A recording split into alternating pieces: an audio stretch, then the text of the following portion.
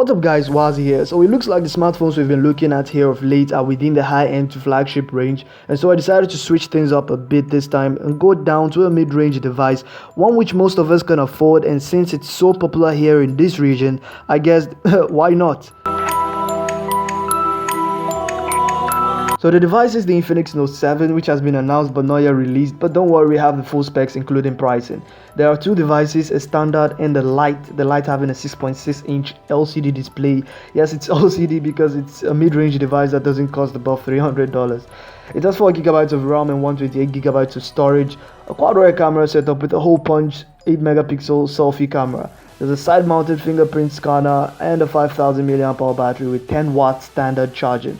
The standard Note 7 on the other hand has similar features but with a 6.95-inch LCD display, 6GB of RAM with 128GB storage, same camera setup but with a hole punch 16-megapixel selfie camera and 80-watt fast charge for the same 5000 mAh battery. Now to the interesting feature of the device, the processor, and just like I've been doing for a while now, a quick comparison just so you know where the phone is at within the current ecosystem. The processor driving the Infinix Note 7 is the MediaTek Helio G70 released last year 2019 for mid-range devices. The MediaTek G series or gaming series focuses on gaming and pure performance in general. It's the second most powerful MTK SoC after the Dimensity, which is currently their flagship chipset.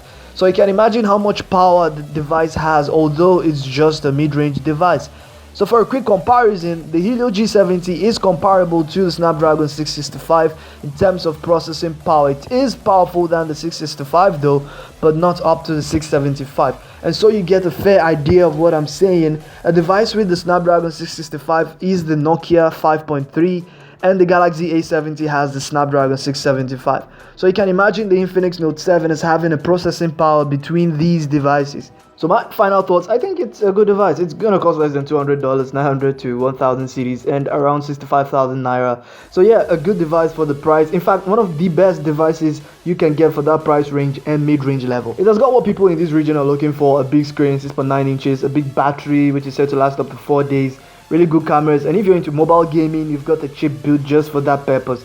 I like the position of the selfie camera, just right up there, not really obstructing anything, almost as if it's a part of the notification bar. Yes, it has the max of what you'd want to see in a mid-range level smartphone. Although the Helio G70 can support up to 8GB of RAM and the device comes with 6GB, but what do you actually need 8GB of RAM for in a mid-range $200 device?